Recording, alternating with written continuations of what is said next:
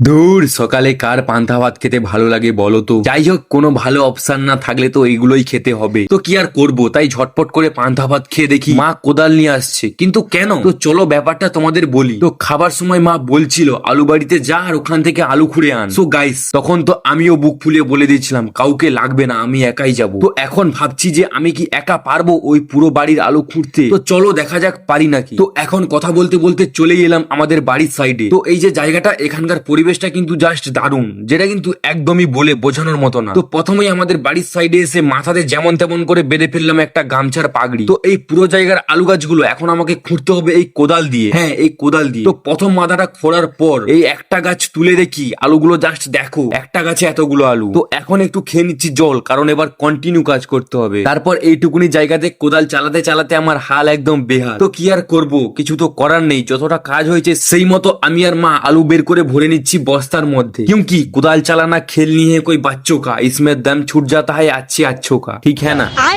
তো এইটুকুনি কাজ হয়েছে আজ, আর এই হচ্ছে তার ফল। তো গাইস, এই পুরো বাড়ির আলু খোঁড়ার ভিডিও খুব শীঘ্রই আসতে চলেছে। যাই হোক, এখন আমি মাথায় আলুর বস্তা নিয়ে সাইকেলে তুলে এখন চললাম বাড়ির দিকে। তো টাটা।